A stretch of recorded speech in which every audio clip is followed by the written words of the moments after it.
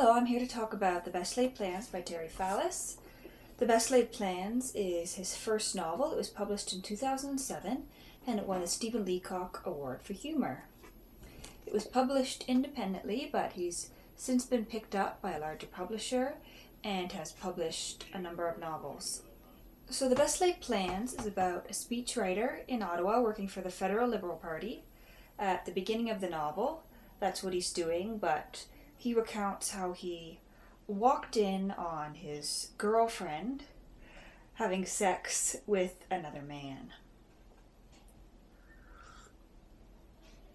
For this reason, he leaves Ottawa, but I have to say this is by far the best sex scene that I've ever read in a novel. It had me laughing. I'm going to read it for you. He chooses to convey this sex scene in parliamentary language. And so he writes, Rachel, my Rachel, was on her knees in front of the opposition House leader. Let's just say she was rather enthusiastically lobbying his caucus.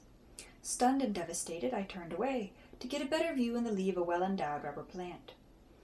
Rachel jumped into her advance work with both hands before moving to what seemed to be his favorite part of the proceedings, oral questions. Eventually, he pulled her up off the floor and onto the desk, where he begged leave to introduce his private member's bill. Clearly, there was unanimous consent, as the cut and thrust of the debate started immediately. Well, mostly thrust. By the look on her face, second reading was proceeding satisfactorily, with just a few indecipherable heckles thrown in for good measure. The House leader occasionally shouted, "Hear, hear," and slapped her backbench in support. At one point, she amended her position on his bill, and the debate continued. They were hurtling towards royal assent when I regained my faculties. I considered rising on a point of personal privilege, but abhorring confrontation of any kind, I simply threw up on the rubber plant and stumbled back out into centre block's arched and awe-inspired main corridor. Portraits of former prime ministers mocked me. Yeah, and that's very early on in the novel, so I was hooked. So Daniel, our speechwriter, after this incident with his girlfriend, he leaves Ottawa to go teach at a university because he went to school for English, and so he becomes an English professor. But he makes one last promise to the Liberal leader. He says that he will find a candidate in a certain riding, the riding he's moving to for the upcoming election.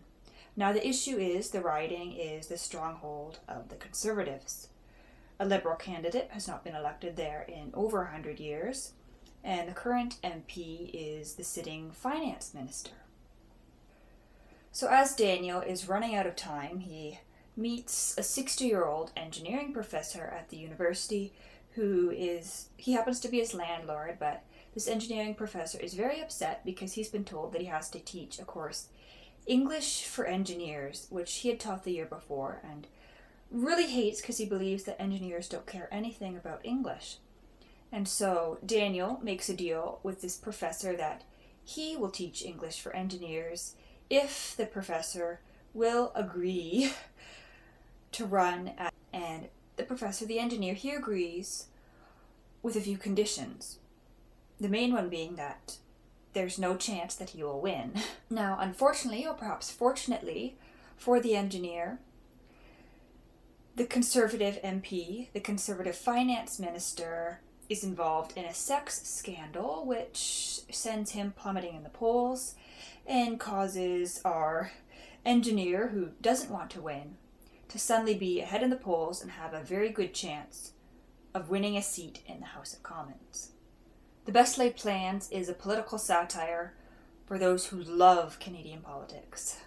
I was delighted to discover how in-depth this book goes into the Canadian political system, and I was delighted to realize that one of the key issues or themes dealt with is party discipline.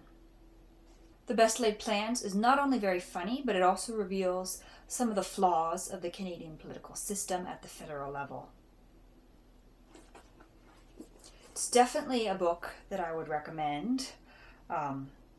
Obviously, if you don't know anything about Canadian politics, You might be a little lost as to what's going on or why things happen as they do, but if you're into Canadian politics and you're looking for a good satire by a Canadian author, this is excellent, by far the best political satire that I've ever read. I ordered the second book, the sequel to The Best Laid Plans, online, and I'm waiting for that to arrive. Thanks for watching. Read some CanLit.